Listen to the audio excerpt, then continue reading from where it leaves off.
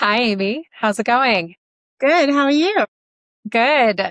I am so excited to get into this conversation with our friend Paige today. Paige has recently joined us for the Founder Roundtable. So this is our second time we're lucky enough to dig in and pick her brain. So a little bit about the conversation today. We are going to spend some time learning about Paige's journey from Wall Street to Fortune 500 marketing leadership through the dot-com boom and the aftermath of 9/11 to building one of the earliest successful fractional CMO firms. We'll discuss why fractional leadership has stood the test of time, how marketing has evolved from intuition to science, and why every professional today is responsible for managing their own brand.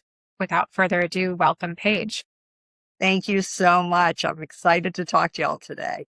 We And can't wait to get into the conversation. And so let's jump right in.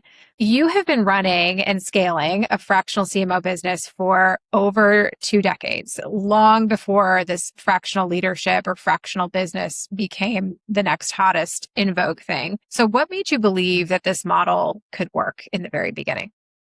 so it's 2020 hindsight. Sometimes it's better to be lucky than smart. I feel like, people give me credit for being like a pioneer in the sharing economy or, looking into a crystal ball and seeing that this was the vision of the future. That is absolutely not true. I was just following opportunities. I always say I was much more opportunistic than strategic. I, I, I was doing this in marketing before people really outsourced marketing per se. They might hire an ad agency or a PR firm, but it always felt a little too close to the vest to quote, outsource your brand. People were happy to, outsource bookkeeping or finance or even HR, but your brand, your marketing just felt too close to home. If you fast forward from 24 years ago when I hung out the shingle, now people share everything, their houses, their cars, their sporting equipment. So, Harvard Business School wrote 2 cases on my company about 3 years after we started. We were really starting to scale. It's just funny to me now because people don't think twice about it. But back then we were considered kind of a visionary in the space. So I'm thrilled that it worked out the way it's worked out.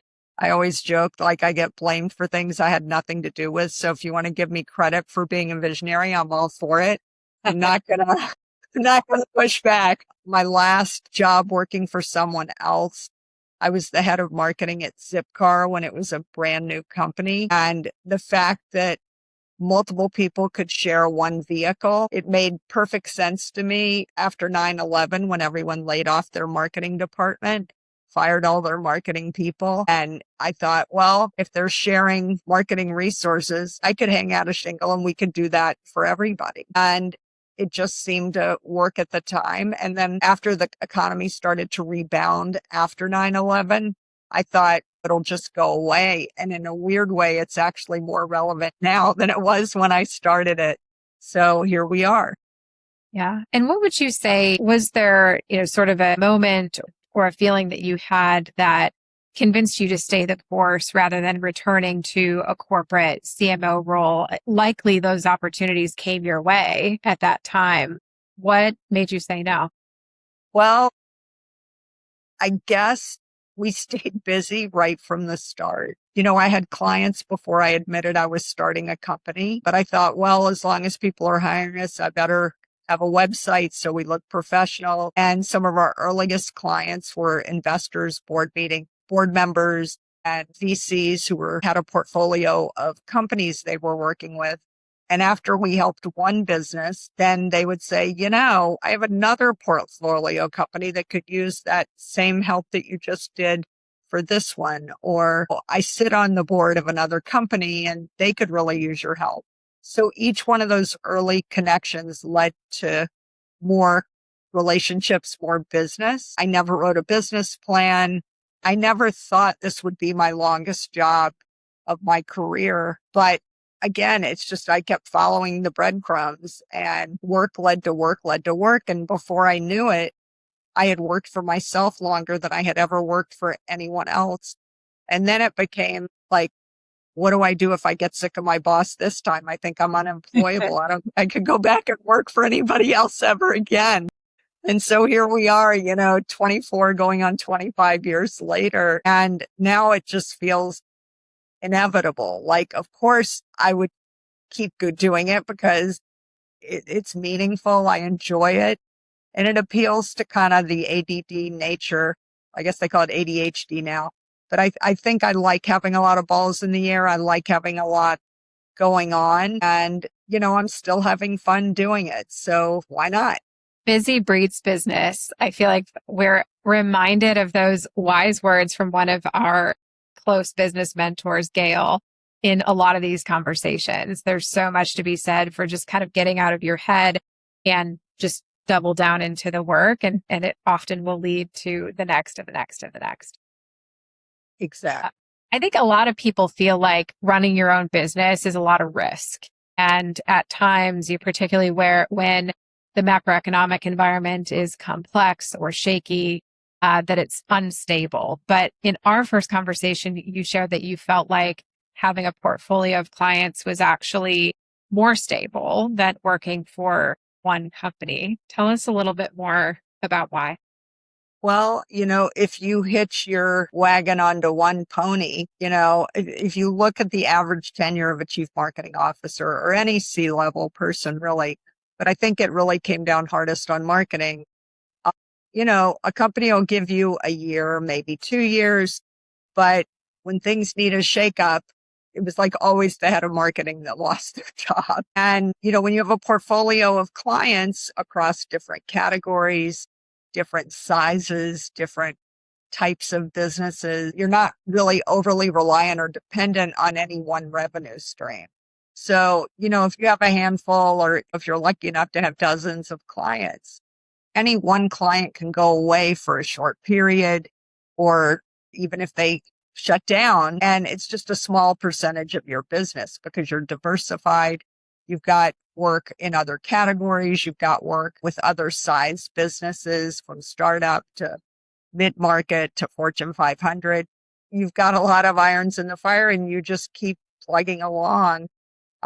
So I definitely feel more resilient and less dependent on any one client, representing a whole lot of work. I always warn other consulting practices and service businesses, if you only have one or two clients, that's not really a business, because if those folks decide they want to put things on hold or they want to go a different direction, you're going to get screwed in the crossfire. So diversify your base, try and help people you don't want to be a one-trick pony, because when that trick is out of favor or out of style, you're not going to have anything else to rely on. I mean, I look at it in sports, these NBA teams, if they rely too heavily on the 3-point shot and nobody's making 3-pointers, they're never going to win games if they can't get it right under the basket. So it's not just in business or small business. It happens in other categories as well. Yeah. Yeah. Don't get comfortable with just one or two things. The other thing, Paige, I think I'm just in awe of is, as you look at your journey over the last 20 some years, the function of marketing has changed materially. I mean, maybe more so than most other functions in business. And it's more science than art, to steal some of your words from our first conversation. What do you think some business leaders still misunderstand about what marketing actually is and has become today? So marketing means different things to different people. It's one of those catch-all terms that when some people say marketing, they mean advertising or they mean promotion or another kind of lever on the dashboard. There's that old cartoon where everyone's blindfolded and they each got their hand on a different part of the elephant. One's holding the tail, one's holding the nose, one's holding a leg. And that you ask them, what are you touching?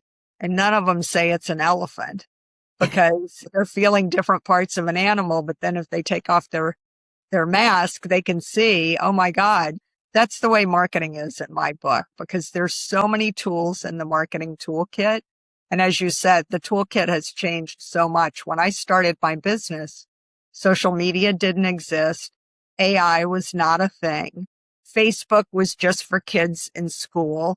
There was not an adult version, a business version of Facebook. So when you look at how people quote do marketing, it's just very different. And so much of quote marketing is about walking the streets, keeping your head up, not in your phone, and looking at everything around you, like visually, listening, looking, smelling, tasting.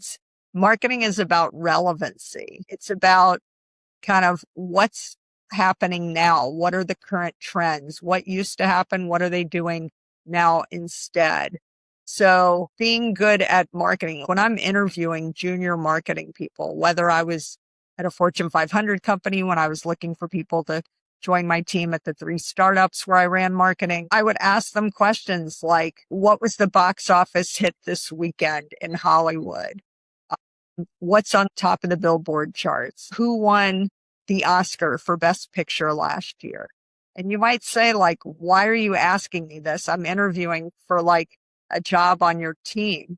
And it's like, well, that's marketing. Do you know what's important, why it's relevant? Spider-Man just came out last week, the new Tom Holland movie, and it broke every record ever for opening weekend and summer movies and the Marvel world and all of that.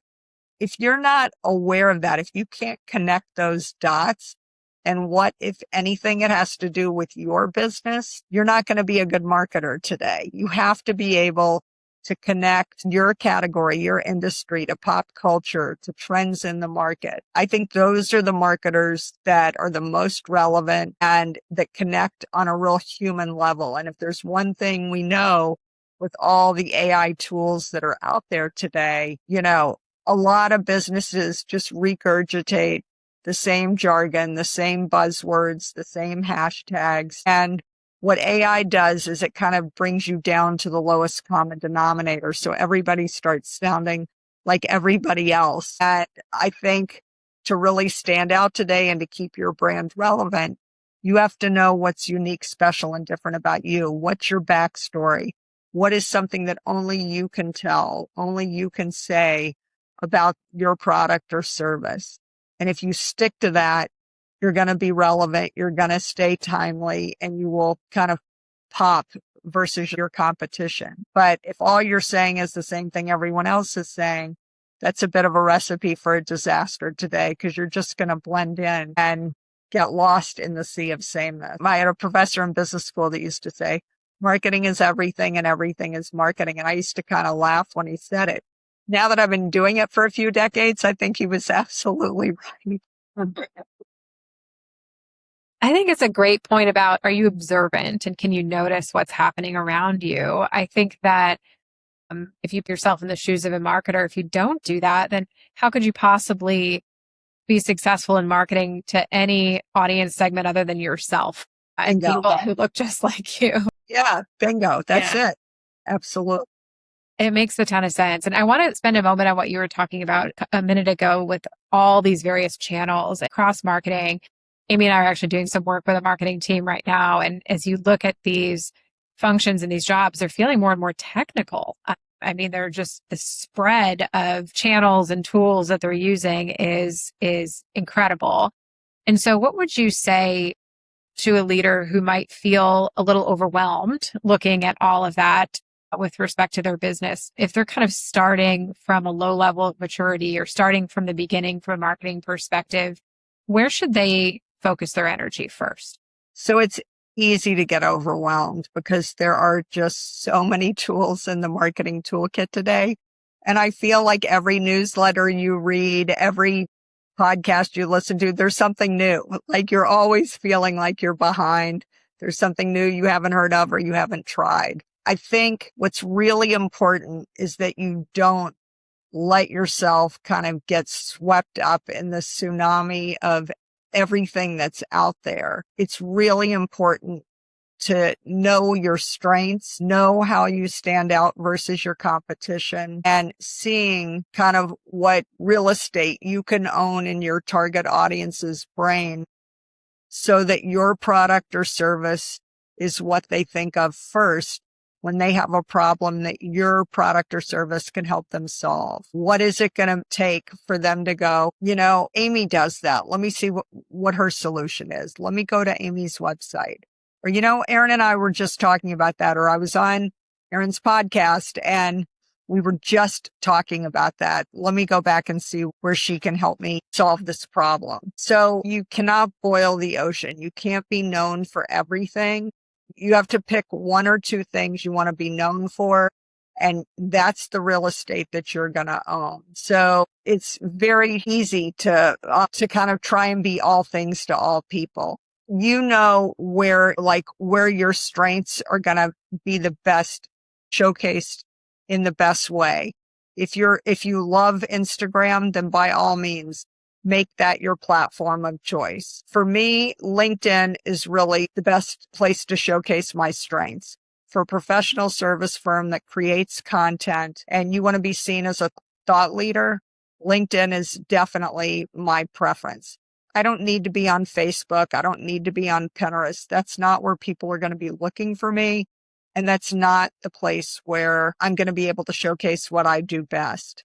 So find the one or at most two places that are great for you, that really highlight your strengths, that set you apart from your competitors, and double down on I think where people go wrong is they spread themselves too thin and they do a little bit of this and a little bit of that and none of it very well. But if every time you show up, you're telling a consistent story and you're reinforcing it in everything that you do, that's going to be the best reflection, so that every time somebody has a problem that you're going to help them solve, they think of you first. When they go to you, it's very clear you're the leader in that area.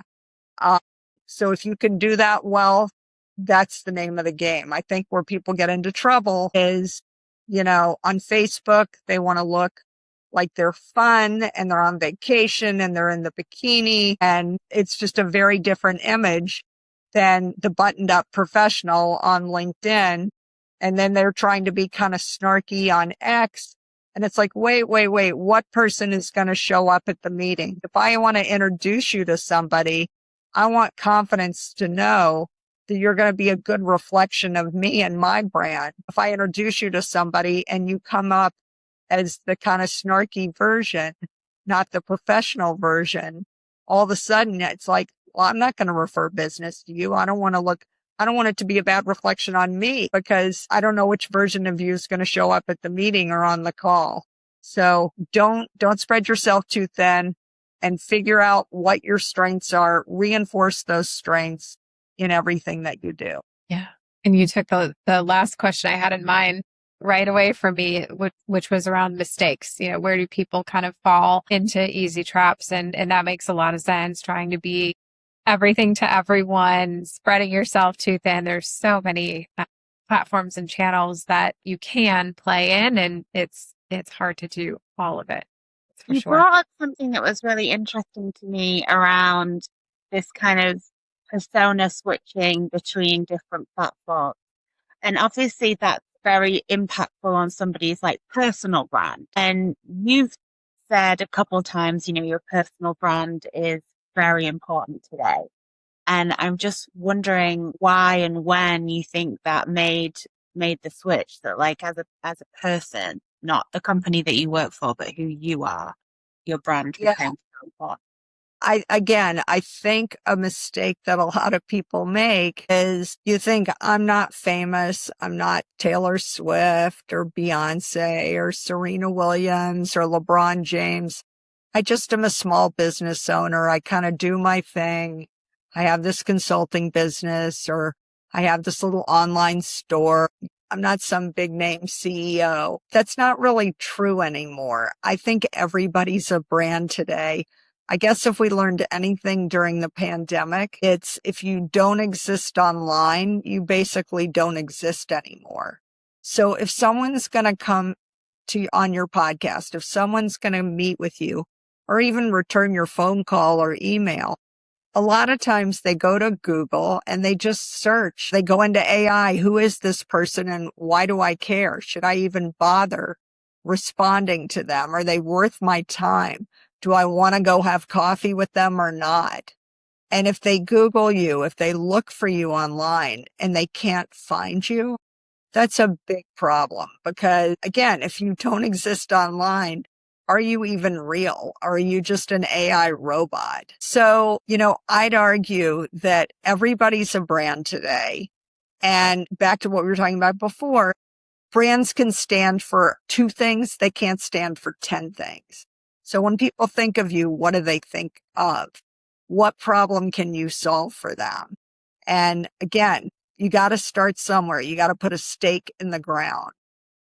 When Amazon started, they were the world's biggest bookseller. People probably forgot that. They were literally a way to buy books online. Back then, it's hard to imagine, but e-commerce was not really a thing. And people were scared to put their credit card online to buy a book because it's like, are they going to steal my identity? Like, who is this website? I don't know if I trust them. And so after you bought a few books and they sent them to you, like they said, you felt, okay, I got that. I can trust them. And then they started to sell music. That was, I think, their second category. And today you would buy a diamond ring there's nothing you wouldn't buy on Amazon. They probably have keys to your house at this point because they're dropping off packages multiple times a week and you don't even think twice about it. But they didn't start there. You start small and you build a relationship, you build trust. And in that trusted relationship, the conversations get deeper and, then you start storing your credit card on their website. And then you're like, okay, well, I trust them. I like them. Let's see what else they can sell me. What else do they offer? And so that's a natural progression. And now we live in the world today where, again, you don't know if you're dealing with a robot or a human being sometimes. And so in this day of artificial intelligence and robots and whatnot, how are you going to build those connections where people know that, when you show up, you are who you say you are, and you're going to deliver on every promise that you make. If you do that well, you have a sustainable brand and a long-term business today. Yeah, that makes a lot of sense. You said something earlier about if people Google you and there's nothing there, then they don't know, if you're a real person. So what is the story that people should be aiming for others to see when they get Googled? So you want to make sure you show up. And one way to do that, I think LinkedIn is a great platform because that should be one of the things that shows up pretty high on the list. If your name is unusual, like mine with a hyphen, if you Google me, it's actually going to show up and it's going to be me. If your name is Bob Jones, Susan Smith, a million people are going to come up and you don't know which one is which. So, sometimes people use a middle initial or they have something in their brand name that, maybe they put their LinkedIn profile in their signature on email so you can find them quickly and directly. If you happen to share a name with a serial killer or a porn star or something, be careful because people are going to Google you and then they're going to be like, wait, does this person have a criminal record? Like, who is this person? And so you want you want people to know that you're like in on the joke. Like, okay, thank you for getting back to me. Obviously you figured out I was not the serial killer by the name of Bob Jones. I'm so glad you saw, my link and I really look forward to talking to you. So, you want those human elements, those human connections, because that's what's going to make you break through the clutter and the noise of everybody else that's out there.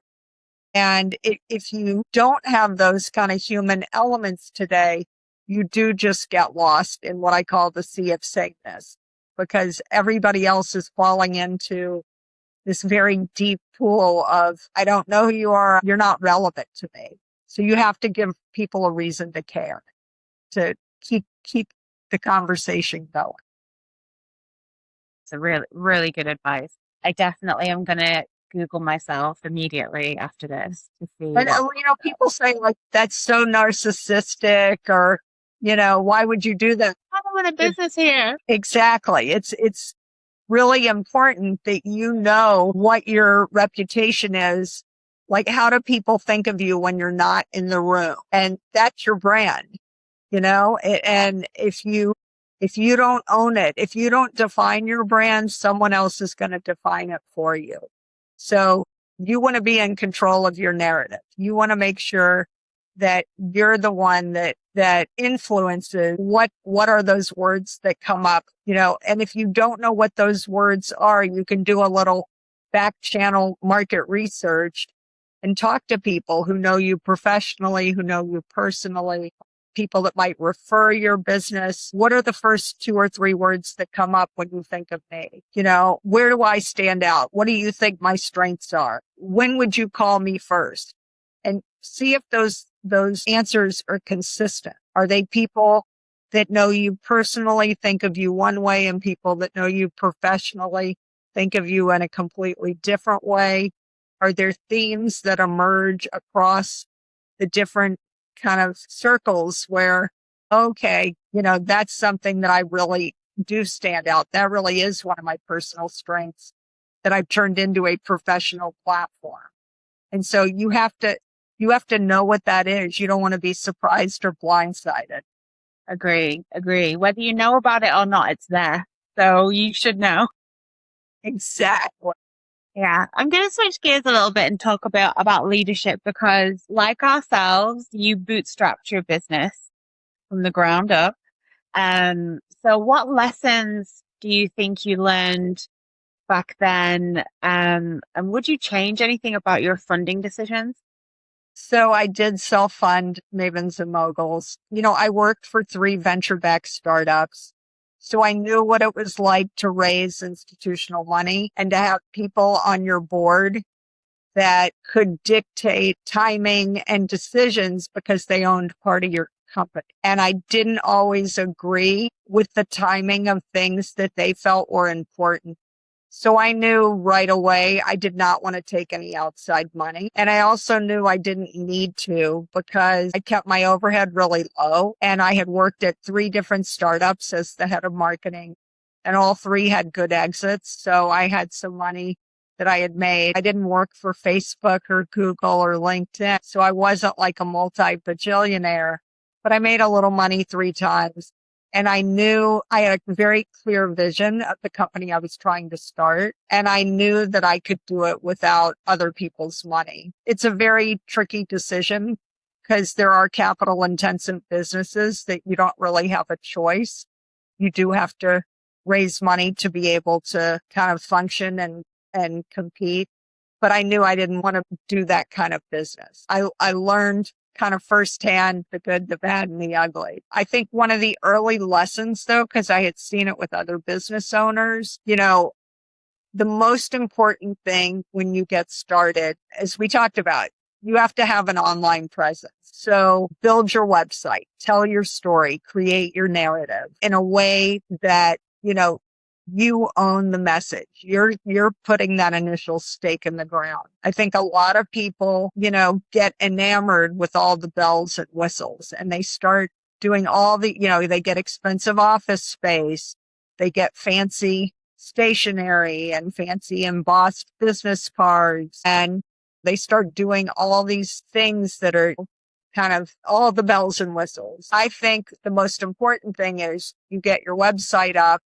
You get some early reference charter members, some early clients and customers who can be references for you. Start making money. Start figuring out, what is the business model? Where are you getting traction? Where are people referring business? Where do they keep coming back for more and more? The better you understand who your target audience is, what messages are resonating with them, kind of where the business model is the most robust.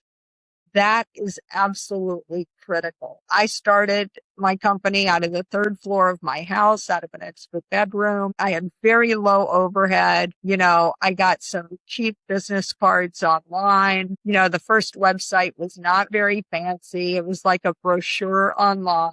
I saw people spend thousands, even $10,000 doing all these things to make them look very professional and buttoned up. And that's not the things that really, you want to be professional. You want to have a clean image. You want to have a very crystallized message, but you don't need a million different things to start. You'll figure out pretty quickly, this is working. This is getting traction. This is an area that people are willing to pay for. This is an area where we have a competitive advantage versus our competition. And if you do that right, you have plenty of time later to get things dressed up and fancy. And if you want the stationery with the golden boss logo, you can do that. Just don't start there. I just recommend figure out where you're making money, how you're making money, what's the most stripped down version of your business. Start building momentum, start getting traction, and expand from there. You got to crawl before you walk, and you got to walk before you run. And if you do that right, you can build a sustainable business. I think that is just such great advice, and it really makes you think back. Because Stratavis just celebrated its 1-year birthday. So we've been in business for a year, and it makes me think back about like the first website that we put together. It was so ugly, like it was unbelievable. And I really wanted to change it, but I didn't know how to make it better. And then just one day I sat down and just like really thought through like, who are we? What do we want this to say about us? And yeah, I didn't leave my seat. Yeah, we just wanted to get started. We just wanted something out there. So when people searched our name, there was something visible. And honestly, I think when I first built it, I was pretty impressed with myself because I'd never done anything like that before. But yeah, it's much more about the conversations you have, the relationships you build than your fancy business cards. When you look at how people find websites online, search engine optimization has changed a lot. The algorithms changed a lot. Now with AI and GEO and AEO, it's constantly evolving. So again, you have to keep your antenna up and stay current with all the trends. Understand, is it a hashtag? Is it a keyword? What are the things that you need to bake into your business model and to your brand so that you stay current and fresh and relevant? Because what worked when I started 24 years ago, and even what worked a year ago when y'all were getting started, there have been a lot of changes. So keep up with all the changes and make sure that you're investing in the things that really matter and not stuff that isn't going to help you stand out from your competition. That's why people need you, Paige, so that you can tell them what the things are to focus on. Because anybody who doesn't have a marketing background in this position of either being a founder or navigating their own brand voice, is the options are endless. Like there's so much that you could dig into. And I kind of love that you said earlier that if you really love Instagram, then make Instagram your thing. That's fine. Right. But I think there's something really magical about the combination between somebody showing who they are on a platform that they're really comfortable on. The authenticity tends to come out a little bit more. And I like that. I hope people take that away. You don't have to be somebody else. You just have to know where to be yourself. Like that makes a big impact. For sure. I think it was Dr. Seuss who said, be who you are and say how you feel, because those who matter don't mind and those who mind don't matter. Yeah. So, yes. I think it all comes back to like basic stuff. It's not fancy advice. It's nothing rocket science. You don't need a PhD to be good at this, but you do have to be brutally honest with yourself and authentic in a way that is uniquely you, because, everybody else what does Oscar Wilde say? Everybody else is taken.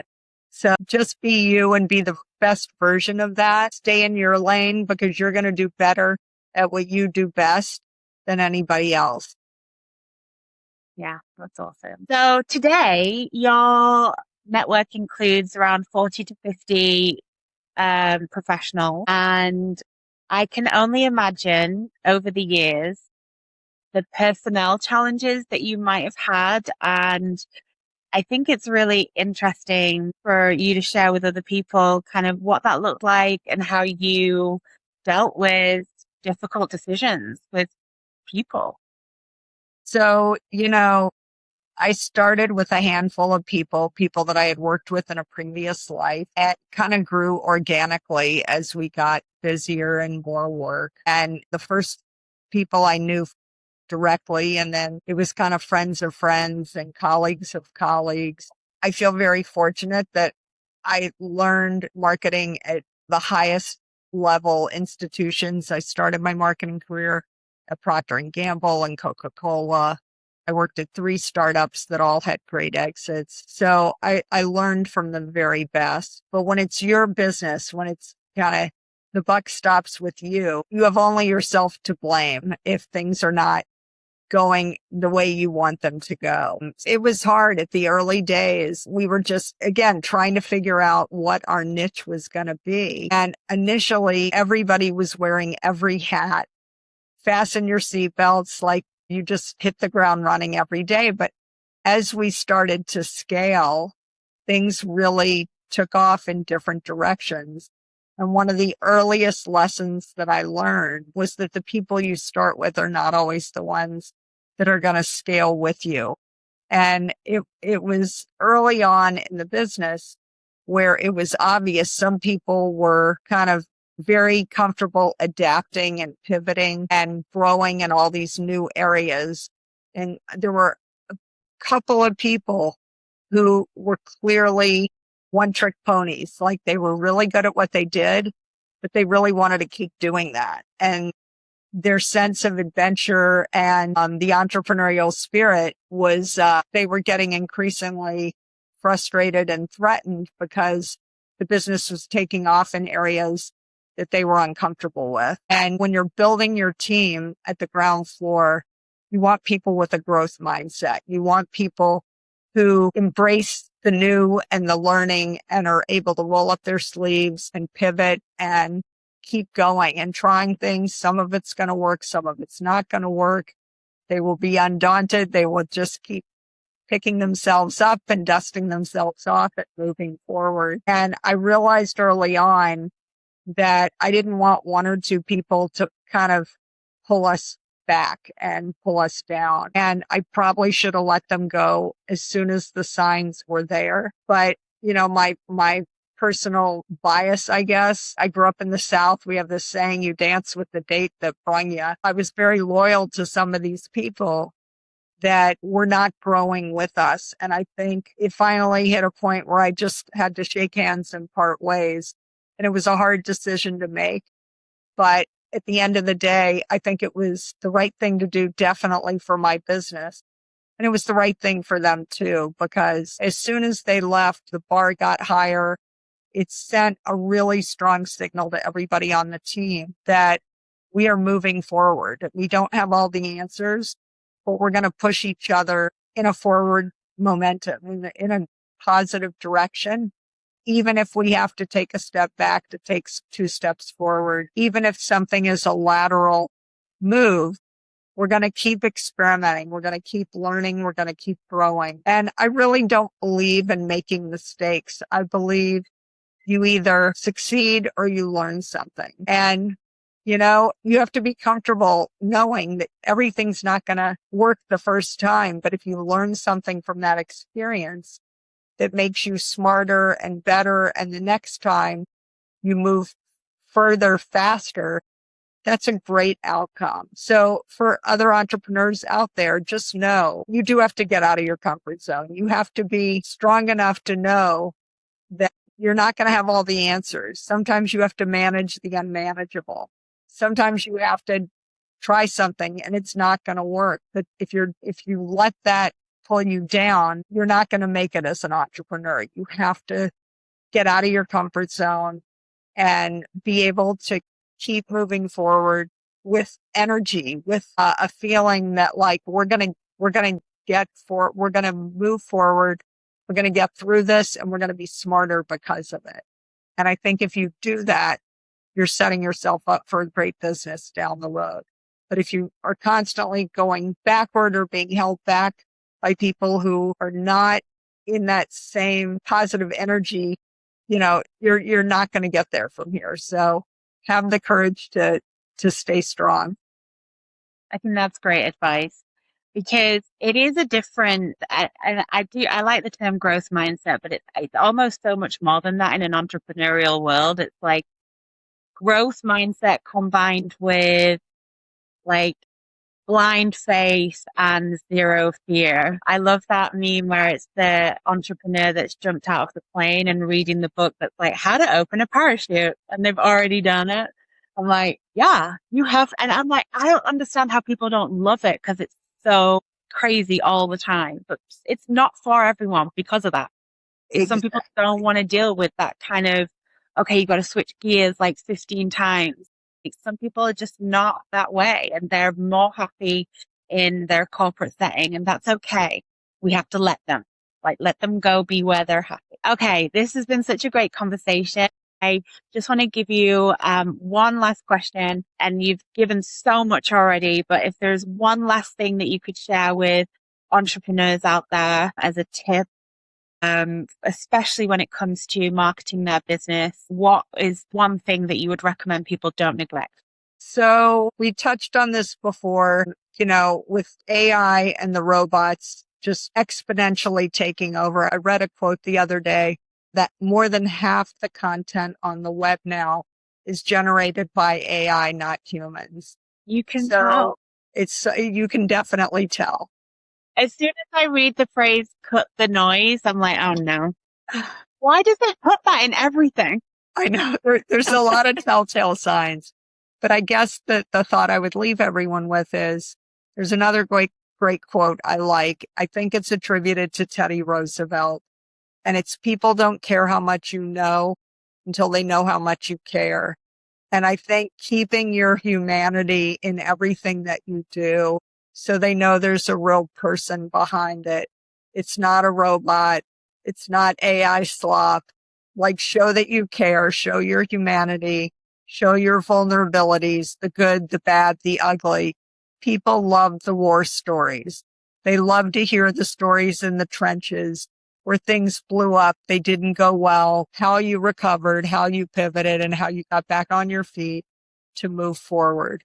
So don't hide behind all these stories and whitewash it and cherry pick only the things that sound great and make you look like a hero, because that doesn't sound real.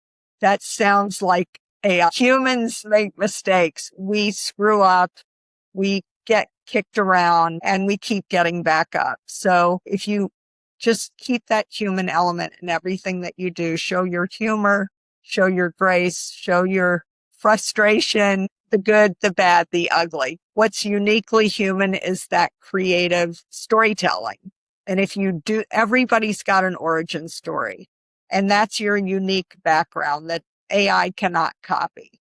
So keep yourself honest by kind of digging into what makes you special. And if you do that, I think you can create great marketing materials that will stand out from your competition, because that's a story only you could tell.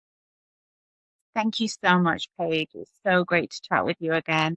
I'm very excited that you've agreed to come back to the founder table. So we'll be continuing the conversation. I look forward to seeing you again soon. And where can people find you, connect with you, and all your marketing genius? Well, the two best places are my website, mavensmoguls.com, and LinkedIn, as I said, is my platform of choice. My last name, as you can see, is hyphenated, but on LinkedIn, it's all smushed together, one word, Paige Arnof-Fenn. And if all else fails, you can Google Paige and Mavens, and thank goodness for search engine optimization. I'll pop right up. I'm the only one. So you can find me there too. And I look forward to keeping the conversation going. So many great topics, and you always assemble a great group of founders. So it'll be fun to keep the conversation going. Thank you, Paige. Thanks, Paige. Chat soon.